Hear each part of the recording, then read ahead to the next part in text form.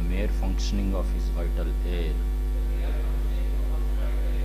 eva, even, santushyet, should be satisfied. Muni, a sage, na, not, eva, indeed, indriya priyai, with things that gratify the senses. Jnanam, consciousness, yatha, so that nanashyeta, may not be destroyed, navakiryeta, may not become disturbed, vak, his speech, mana, and mind. Translation and purport by disciples of His Divine Grace C.C. Bhaktivedanta Swami Srila Prabhupada, Srila Prabhupada Ki Jai, Srila Prabhupada disciples Ki Jai. Translation: a learned sage should take his satisfaction in the simple maintenance of his existence and should not seek satisfaction through gratifying the material senses. In other words, one should care for the material body in such a way that one's higher knowledge is not destroyed, and so that one's speech and mind are not deviated from self-realization. Purport: a wise man does not absorb his consciousness in the forms, flavors, aromas, and sensations of material sense gratification, but rather accepts such activities as eating and sleeping simply to keep body and soul together. One must properly maintain one's body by regulated activities of eating, sleeping, cleansing, etc. Otherwise, the mind will become weak and one's spiritual knowledge will fade away. If one eats too austerely, or if in the name of selflessness one accepts impure food, surely one loses control of the mind. On the other hand, if one eats food that is excessively fatty or rich, there will be an unwanted increase in sleep and semen, and thus the mind and speech will be overwhelmed by the modes of passion and ignorance. Lord Krishna has summarized the whole matter in Bhagavad Gita by his statement, Yuktahara viharasya yukta cheshtasya karmasu. One should moderately and intelligently regulate all of one's bodily activities so that they are favorable for self-realization. This technique is taught by the bona fide spiritual master. If one is too austere, or if one engages too much in sense gratification, self-realization is impossible. It is the duty of a devotee of the Lord to avoid seeing any object separate from Krishna, because that is illusion. A gentleman will never try to enjoy the property of another gentleman. Similarly, if one sees everything in relation to Krishna, there is no scope for material sense gratification. But if one sees material objects as separate from Krishna, then one's material enjoying propensity is immediately aroused. A human being must be intelligent enough to distinguish between prayers or temporary gratification and shreyas, permanent benefit. One may accept sense activity in a regulated, limited fashion so that one will be strong for serving Krishna. But if one excessively indulges the material senses, one will lose one's gravity and seriousness in spiritual life and act like an ordinary materialist.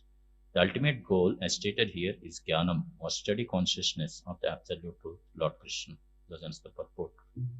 Mama Jnanati Mirandasya Vinanjana Sharapya Chakshurunmintam Yena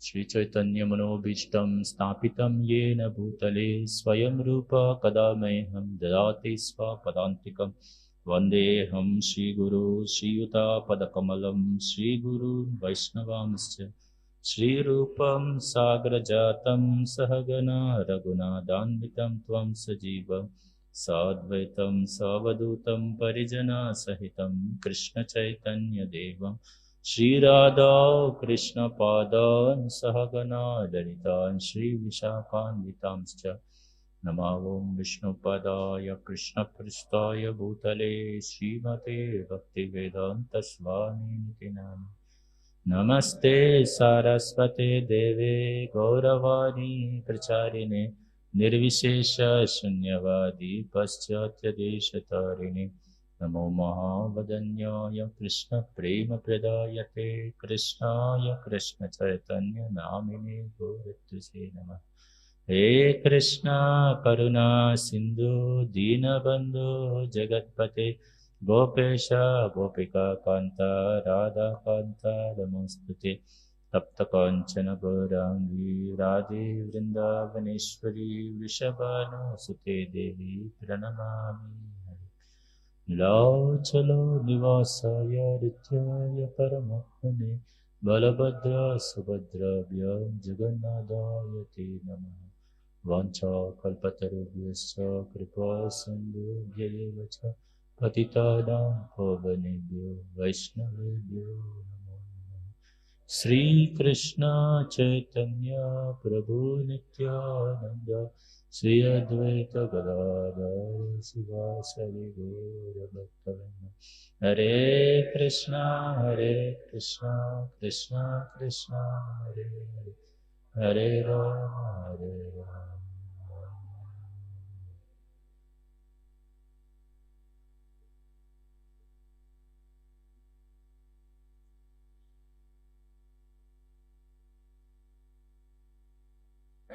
Hare Krishna.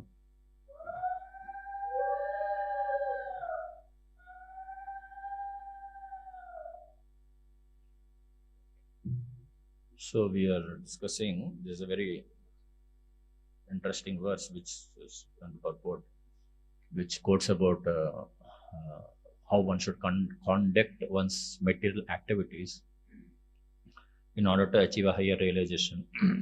The first paragraph speaks about conducting one's material activities, and the second paragraph speaks about what is the higher realization which we are aiming for.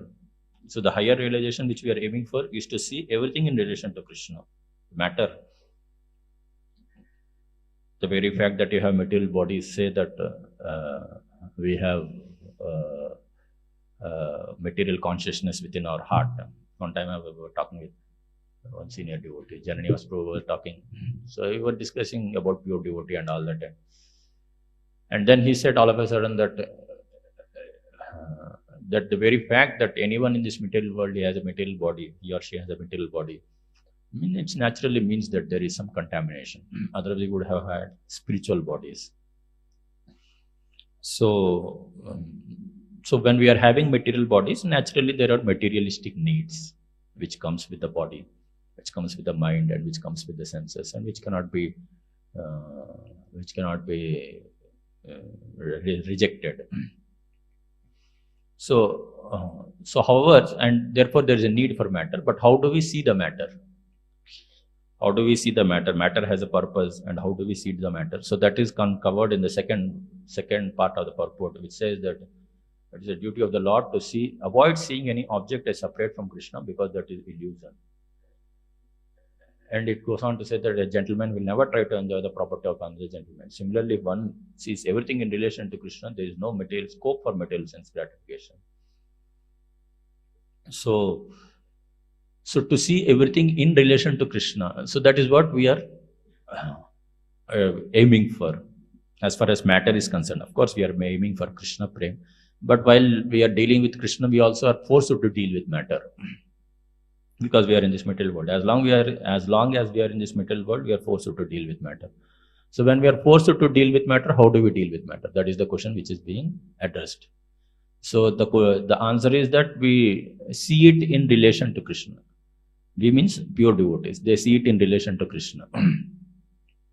So our goal is to come to a situation or a period of time to be able to see all matter, whichever matter we deal with, in relation to Krishna. That is our goal.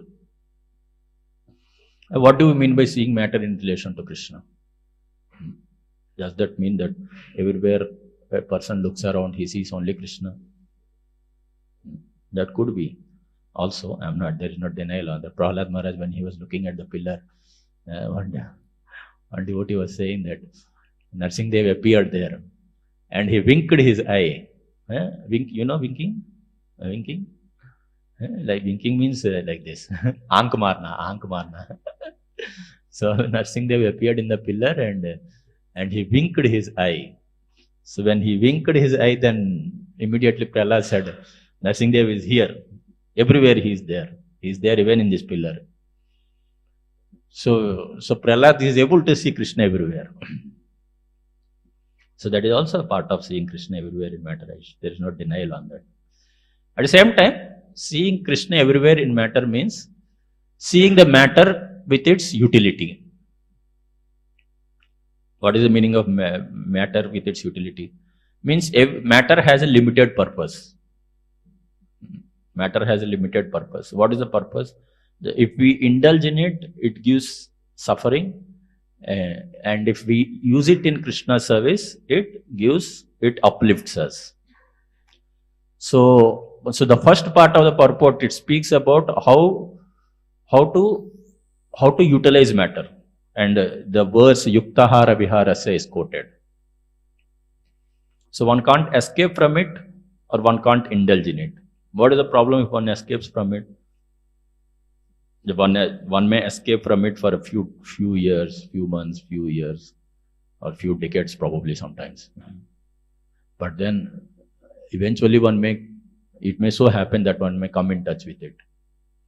And once one gets in, if someone keeps escaping from matter, and one gets in touch with matter, then one will be irresistibly drawn towards it, and irresistibly succumb in an unnatural way, which is very dangerous, very risky. So Krishna speaks about it elaborately in the first part of Bhagavad Gita, first 6 chapters of Bhagavad Gita, that how an escapist, it's not only, escapist does not come in the 4 varnas. Because Brahmana, Kshatriya, Vaishya, Shudra, they understand what their propensities are, and they engage their propensities in Krishna service. So escapist does not come in the 4 varnas and 4 ashrams. Brahmachari, Grihastha, Vanaprastha, Sannyas, he doesn't come in these 4 ashrams also, because all the ashrams also, they understand their propensities and engage them in Krishna service. Therefore, Krishna says, one who escapes is irreligious. He says it's a sin. So if one is engaging one's propensities, it's not sinful activity. Na? If a Shudra engages, or a Chandala, even if he or she engages in his or her propensities in Krishna service, it's not a sinful activity. One may be in lower modes of nature. Shudra and Chandalas, they may be in lower modes of nature. Brahmana may be in higher modes of nature. So they are having an opportunity to engage in Krishna service. Similarly, those who are in lower modes of nature also are having opportunity to engage in Krishna service. But an escapist does not come under all these varnas and ashrams, because it's a sinful activity. Krishna says in Bhagavad Gita that it's a sinful activity. And therefore Krishna says such a person goes to hell like that. Krishna is very heavy in Bhagavad Gita. So that is one problem. Another problem is indulgence.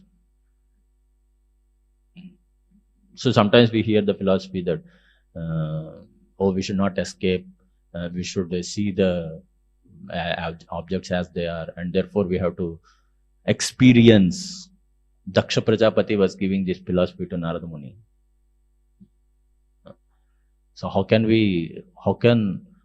one get realization without experiencing matter? So Daksha Prajapati, the philosophy is, actually it is Vedic philosophy. Of course there are levels, but it is Vedic philosophy. That how can one get realization unless and until one experiences it? But there is a danger of experiencing it. The danger is one may indulge, and if one excessively indulges, then also one will go down. Krishna speaks about it in 17th chapter of Bhagavad Gita. That 17th chapter of Bhagavad Gita, it says that those who are born in lower modes of ignorance, they keep indulging in sense gratification, and they go lower and lower and lower, and they will go to hellish planets. Like that it says. So indulgence is also a risk.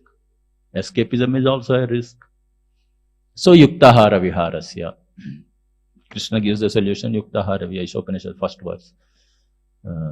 Ishavashyam idam sarvam yat kincha jagatyam jagat. So this is the solution. Neither escapism nor indulgence. Then what? To engage matter in Krishna service while acknowledging the need. So what is the goal which we achieve? The goal which we achieve is twofold. One thing is to understand that how matter, material enjoyment leads to suffering. That is the goal. Second is to understand how matter can be engaged in Krishna's service. Like for example, if a boy and girl are attracted towards each other. Here in this particular purport, it gives example of eating. So we need food to maintain our body and soul. So if we excessively, it says that one in the name of selflessness should not take impure food. Like let us say, sometimes devotees go here and there and they distribute books, they do preaching and all that. They become hungry. They go here and there. So they may tend to eat here and there.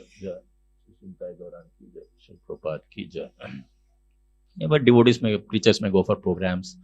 And when the preachers go for programs, naturally, those devotees whom we do programs, they may request us, please eat or whatever. So that probably in that context, this is written that one should, in the name of selflessness, should not accept impure food. So, so that is also a problem. Or if one is not, one is excessively indulging in fatty or rich food, it is explained, then that creates problem of that. If one eats food that is excessively fatty or rich, there will be an unwanted increase in sleep and semen, and thus the mind and speech will be overwhelmed by the modes of passion and ignorance. So this is about food. Similarly, if one boy and girl may get attracted towards each other, and when they get attracted towards each other, then how do they handle it? So the goal, as we were discussing, the goal of engaging matter is to understand that material enjoyment leads to suffering. At the same time, the goal of engaging matter is to understand that matter has a purpose by which it can be engaged in Krishna's service. Both are goals when we handle matter. So Kardam Muni's section, we can understand how to handle matter, how to handle lust which is there in our hearts. So Kardam Muni is very clearly explaining that in the section, it is very clearly explained in Srimad Bhagavatam that that Krishna is the center of a relationship, and man and woman come together in order to keep Krishna in the center, while at the same time acknowledging their own need. It's not that the need is not acknowledged. Therefore, marriage is considered to be sacrifice. Nowadays, in this world, in this modern world, boy and girl, they understand the need for each other, but they do not know the concept of Krishna in the center. So therefore, there is a need, but at the same time, they are not able to understand how to satisfy that need. So therefore, all these different concepts are coming: relationship, open relationship, live-in relationship, consensual relationship, and situationship nowadays. Someone told me there is a new term called situationship nowadays. So, I don't know what other terms are there. These are some terms which we are hearing here and there. so because people don't know how to handle their need for each other, they coin all these new terms, and and becomes complicated. The whole thing becomes complicated. So Kardam Muni section, Kardam Muni writes, Kardam Muni section is very heavy. He says, Kardam Muni, Bhagavatam says that when a boy wants to get married with a girl, then one should understand what pleases, which girl is being arranged by Krishna, and one should get married with her. Similarly is the case with the girl. Like that, Kardam Muni says this. This is probably a little impractical. Bhaktisiddhanta Saraswati Thakur makes it more practical. Bhaktisiddhanta Saraswati says, when a boy wants to get married with a girl, then he should get married with such a girl who is more advanced than himself. And when a girl wants to get married with a boy, girl should get married with such a boy who is more advanced than herself. Like that, Bhaktisiddhanta Saraswati says. It's a little more practical. Practical to understand. So in this way, so when we say marriage is a sacrifice, that means it is to understand that Krishna is in the center, and also to acknowledge the need one has.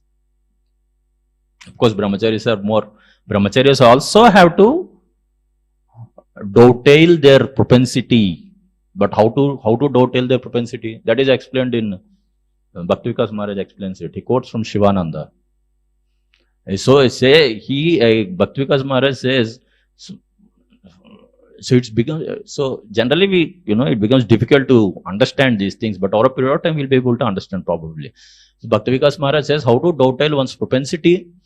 He says that a sadhaka, he understands, and he also, even if a renunciate, one acknowledges the need,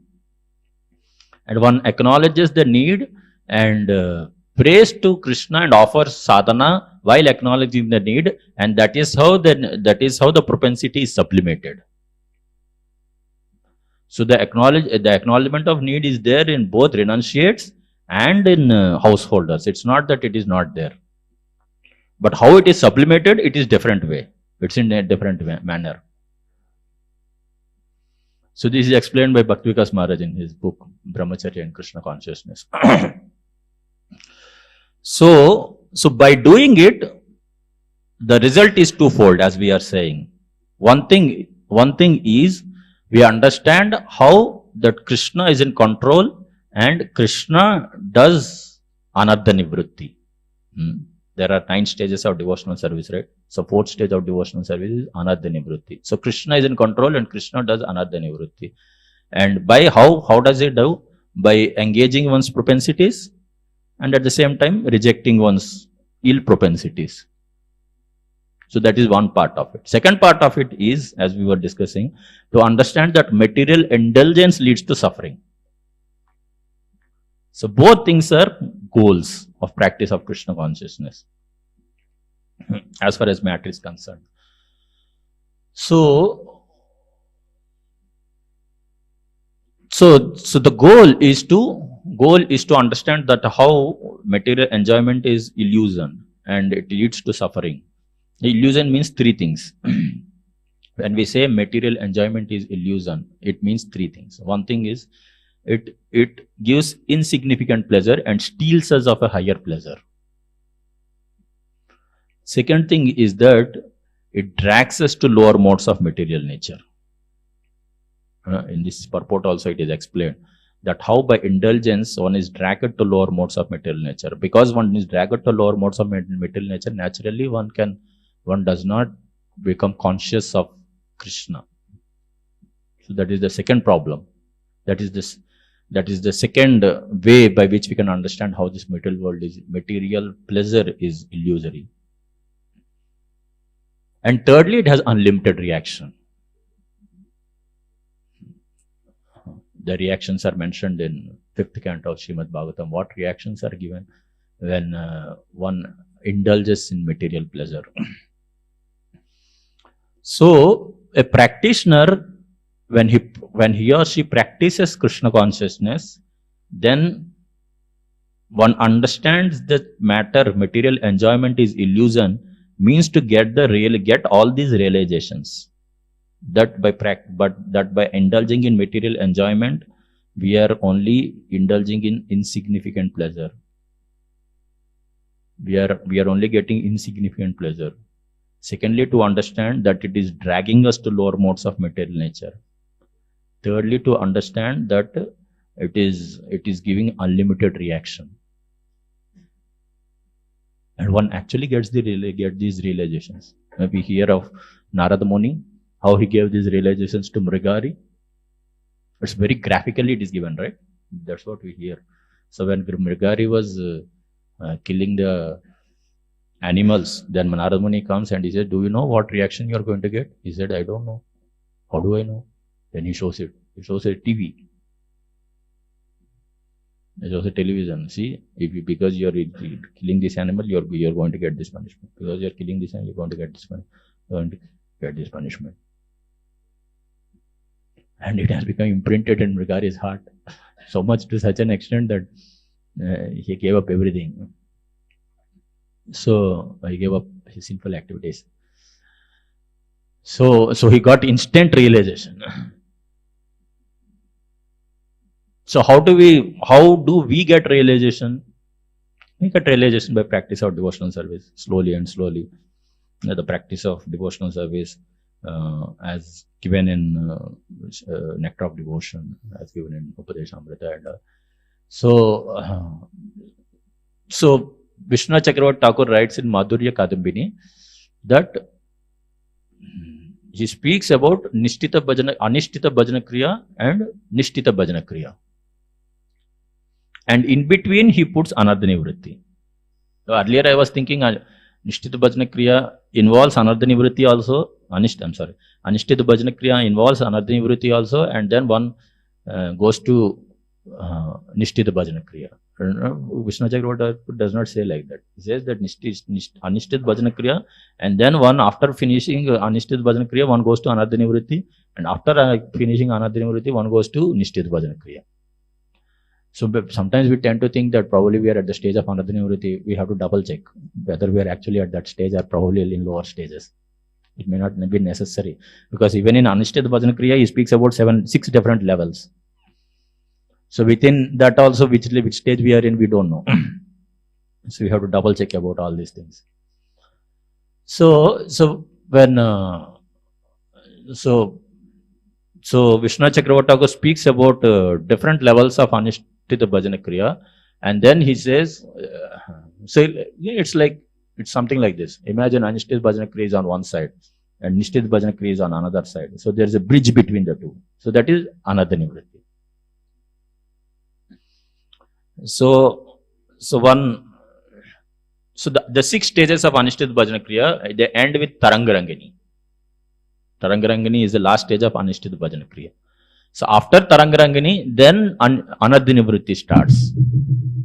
And after Anardhani Vritti, then Nishtita Bhajana Kriya is there. So that's how Vishnu Chakravarti Thakur explains in Madhurya Kadambini. So one goes to the 6 stages of Anardhani Vritti, 6 stages of Anishtita Bhajana Kriya, and then one goes through the stage of Anardhani Vritti, and then one goes to Nishtita Bhajana Kriya. So this is how it is explained in Madhurya Kadambini. So what is the qualification for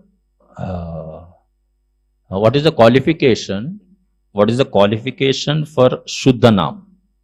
Because see, when one is practicing Anishtita Bhajana Kriya, so Vishnu Chakravarti Thakur makes it very clear that one goes from one stage to another stage to another stage to another stage, and then 6 stages are crossed over, and another Vritti is crossed over, and one is crossed to Nishtita, one goes to Nishtita Bhajana Kriya. So every stage has specific symptoms and specific characteristics as to what to avoid and what to accept, what to reject and what to accept.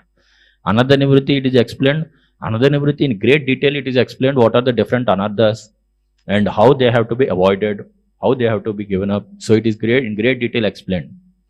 In fact, Mother Company is a small book, but it speaks about all the, while going through Anardhani Vritti, it speaks about Aparadhotta Anarthas. When speaking about Aparadhotta Anarthas, it speaks about 5 to 6 offenses it speaks about. And then Vishnu Chakravarti Thakur says, similarly, we have to give up all other offenses towards holy name, like that he says. So in detail, it is spoken in Anardhani Vritti. It is spoken in detail how to give up all the different offenses towards holy name. First offense is to blaspheme Vaishnava. Second offense is to accept demigods as Supreme Lord. Third offense is to disobey the orders of spiritual. So like that, he explains. Explains different offenses, and then Vishnu Chakravarti Thakur carefully establishes that they have to be avoided. The point which we are trying to make is that, so every stage it is explained what to accept, what to reject.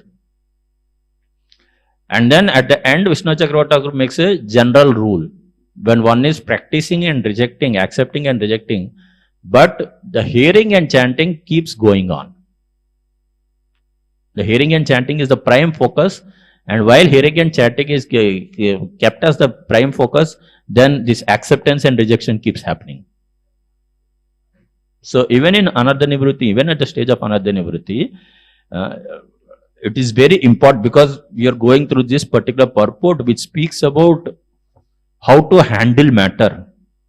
Anardhani Vritti it speaks about how to handle matter, how to handle internal matter which is there inside also and which is there outside also. So how to handle it? So this particular purport, it speaks about yuktahara viharasya yukta chestasya karmasu. So it speaks about this verse and describes how to handle matter in detail. This purport is describing about. So the stage of anartha-nivrutti is about how to handle matter in a way it can be engaged in Krishna service and how to give up those things which are not favorable for Krishna consciousness. But however, the prime focus Vishnu Chakravarti establishes throughout all these stages, while going through all these stages, is hearing and chanting. So while one keeps one focus on hearing and chanting, and at the same time keeps saying no to matter, or keeps saying no to matter which is not conducive for one's Krishna consciousness, and accepts that matter which is conducive for one's Krishna consciousness.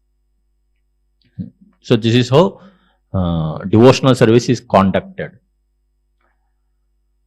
So when one conducts one's devotional service in this way,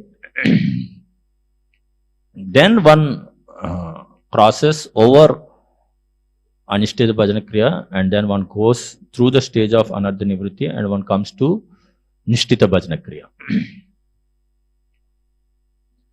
And at the stage of Nishtita Bhajana Kriya, one can practice devotional service peacefully and steadily. Janivas Prabhu says, till the stage of Nishtha, it is Sadhaka's endeavor. From the stage of Nishtha, it is Krishna's endeavor. In the sense that Sadhaka is practicing Krishna consciousness. It's not that he is not endeavoring. He is practicing Krishna consciousness, but Krishna is taking him along. Krishna takes him along. So this is how it is explained. So therefore, so what is the qualification? What is the qualification for practice? Because we are saying that hearing and chanting is the prime focus on which the whole the stages of Bhajana Kriya and Anartha Nivritti and Nishtha are based upon, and further also are based upon. So what is the qualification by which one can come from one stage to another stage to another stage? Like, what is the qualification? So at the stage of Nishtha, one can practice Shuddhanam. So what is the qualification for practice of Shuddhanam? Generally, we tend to understand, in many places it is said that the qualification for Shuddhanam is Trinada Pesu Nichana Taroriva Sahishna Amanina Manadena Kitaniya Sadahari. That's how we understand. But at the same time, Bhaktivinoda Thakur gives a concession. He quotes another verse. He says that what is the qualification for Shuddhanam? He quotes this verse from 11th canto. What is that chapter? 20th chapter, verse number 27 and 28. Wherein it is explained. What is that verse?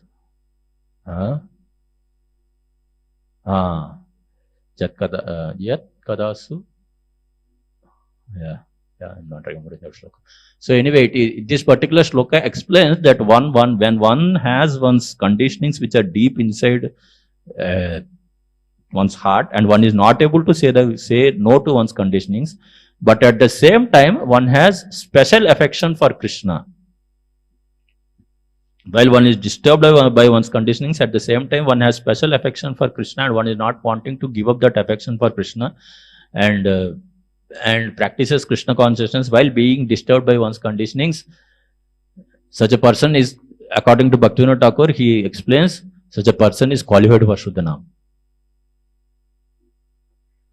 So, and now this particular verse, Vishnu Chakravarti Thakur, he keeps it as the heart of Anishtita Bhajana Kriya. He quotes it at the stage of Vishaya Sangraha. And he quotes it at the stage of Vishaya Sangraha. Vishnu Chakravarti Thakur quotes it at the stage of Vishaya Sangraha. He says that a person who is in the practice of Vishaya Sangraha, he goes through this consciousness that, repentful consciousness that I have these conditionings, at the same time I have this affection for Krishna. I'm not able to give up. I don't want to give up my affection for Krishna, but at the same time I have my conditionings. What to do? So if one has such a consciousness, according to Bhaktivinoda Thakur in Bhajan Rahasya, he says that one is qualified for Shuddhanam. So, of course, naturally we have to purify our conditionings and over a period of time access Shuddhana, no doubt about it. However, the concept that one's affection for Krishna is throughout emphasized. The concept that one's affection for chanting and hearing holy names of Krishna is throughout emphasized. At the same time, how to deal with matter is throughout emphasized, as is being emphasized in this particular verse. And especially, it's all the more for the sadhakas, like all of us, who are in lower stages of devotional service. Those who are in higher stages of devotional service, they can already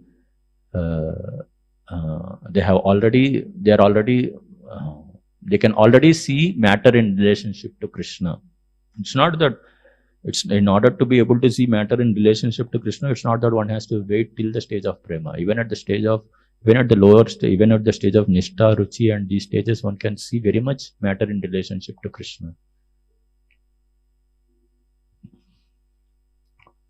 So, but sadhakas who are in lower stages of devotional service, like all of us, we have to deal with matter sensitively, and we have to put special emphasis on these verses. Yuktahara viharasya.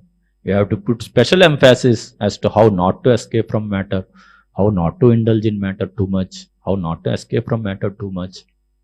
Escapism is also an irreligious activity. Indulgence is also a super irreligious activity.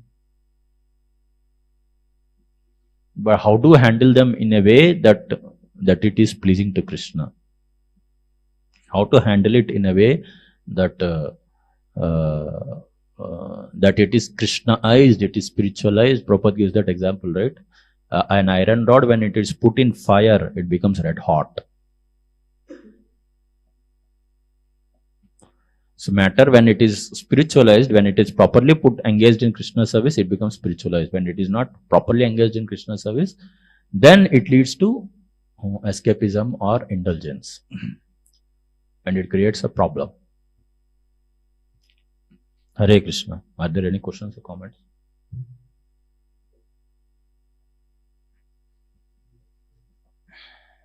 Yeah, yes, bro.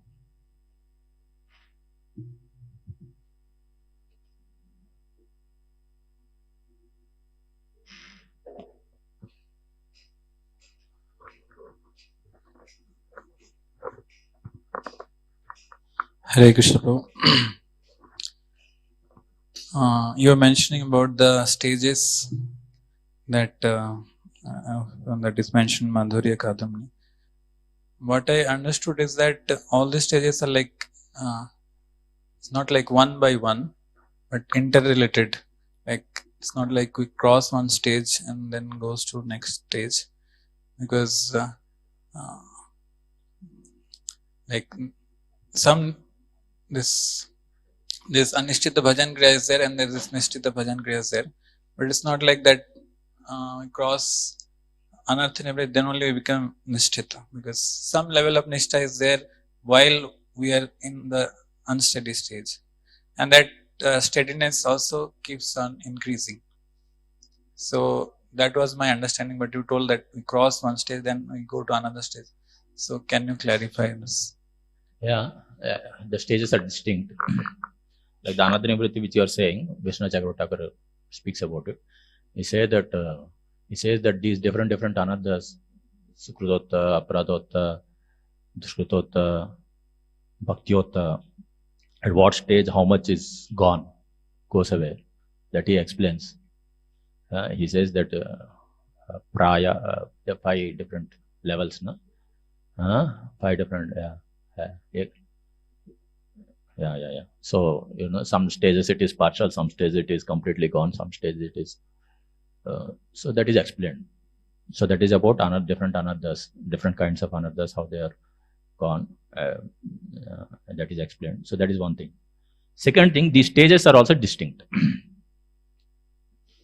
And now Anardhanivritti, the stage which is there, I'm not saying that there are no gray lines. Certainly there are gray lines, but they are distinct in the sense that there are some. It's not the black and white. There are gray, But it is distinct because Rupa Goswami speaks about the stages of devotional service, Shraddha, Sadhu Sangha, Bhajana Kriya, Anadanya-vritti, Nishtha, Ruchi, Prema. It's not that the one who is in Prema and one who is in Shraddha, they are same. It's not that. It's not like that. One who is in Prema is at the level of Prema, one who is at the stage of Shraddha and Sadhu Sangha is at the stage of Shraddha and Sadhu Sangha. So the ladder is given of devotional service as to how one goes higher and higher and higher. Within Anishtit Bhajan Kriya also, Vishnu Chakravarti speaks about all the 6 different stages. How after he speaks very specifically mentions after this stage this comes, after this stage this comes, like that. Very specific. Of course, there are grey lines, and Bhaktivinoda Thakur especially he mentions in I think it's in Bhakti Alok. We have to check exactly, but surely I remember Bhaktivinoda Thakur mentioning that at every stage one has to follow regulations for that particular stage. If one follows regulations at a higher stage, it is not conducive. If one follows regulations for a lower stage, that is also not conducive. So at every stage, it is explained that one has to follow regulations at that particular stage. Like that, it is explained. Bhaktivinoda Thakur says that. So it is there. Anything else?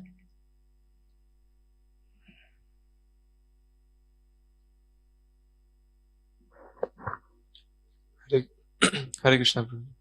You told that as soon as one, if one has a material body, he has some needs like that. So my question was that we also heard sometimes that one is a Jivan Mukta or liberated in this world only. So what does that mean? Is it in the consciousness or from the material needs also? Like, what does it mean? It's in consciousness. At the same time, one has to carry one's material body. No? Material body has some requirements, and one has to carry one's material body. The Prabhupada is a Jivan Mukta, is a spiritual. He has come from a spiritual world. At the same time, his body was aging. And he used to say, I'm an old man, what can be done? And he used to get fever. When he was in Vrindavan, he got malaria or something like that. And devotees were very perturbed, disturbed. He may leave the body, and he was not able to give classes, and he was not able to talk to devotees and all that. So like that. So one may be a pure spirit, so one may be pure devotee also, but one has to carry one's material. Prabhupada himself says that this body is nothing but a bag of bones and flesh, and I have to carry it.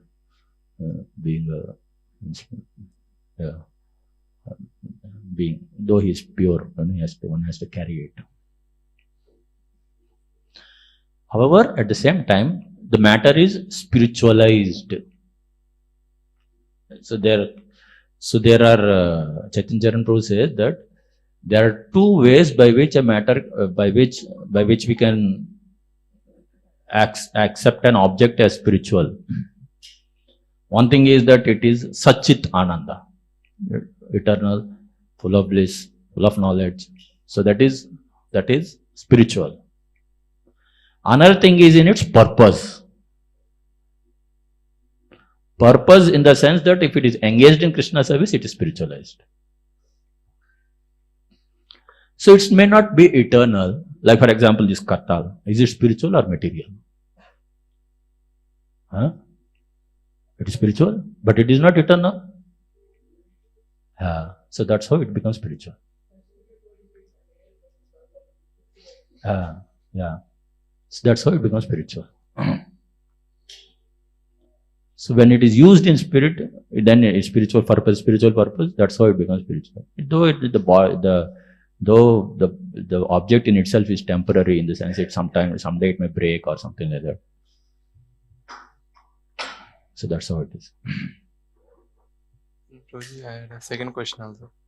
That you told about this eating mentioned in the purport, that in the name of selflessness we should not accept improper food. So impure, that's what you mentioned. Impure. Yes. Yeah. So that impureness is in terms of it is unofferable or unoffered or not cooked with proper consciousness. And what should be our standard even if some we are What should be our standard? That is up to each and every person. I am not going to say. I am not going to say about that. But I will tell you that there are different levels of cooking and offering. Best level, highest level is that pure devotee cooks.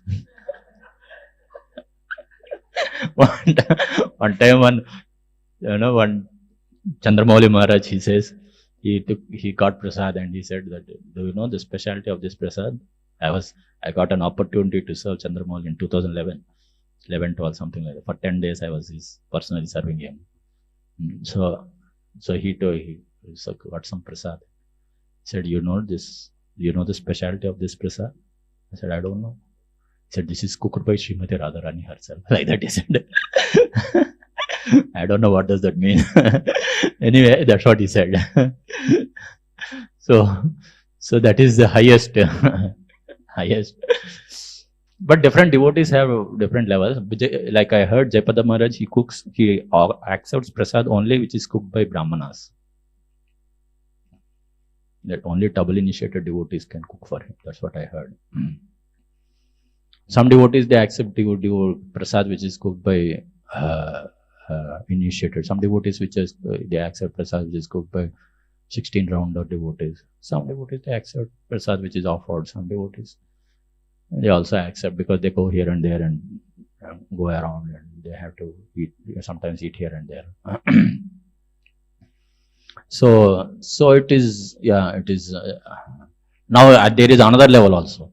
Another level is that if we are speaking only of cooking, but where is the ingredients which are coming for cooking?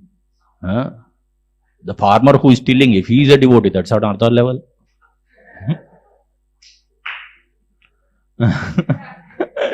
So these are all different levels. You can understand that, and pure devotees, they can understand also. One time, sometimes we have to be careful when we serve pure devotees. One devotee, he cooked and he brought prasad to his spiritual master, one Mataji, she brought, and she was eating, and he said, at the time of cooking, were you singing Brahma Samhita? Like that, he said. And she was surprised, she was shocked. Now that is very good. She was singing Brahma Samhita, that was very good. She was singing Brahma Samhita, he could identify. Imagine if someone is cooking and thinking something wrong about somebody, or thinking something about matter or sense gratification or something like that. It's very dangerous. One will be very careful next time when one goes and offers to one spiritual master. Probably I should go and bring it to him or not bring it to him. Otherwise he will scan me throughout. So like that. So anyway, the point I'm trying to make is that so there are different levels and of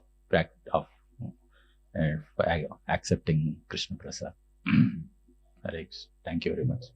Srimad Bhagavatam ki jai, Srila Prabhupada ki jai.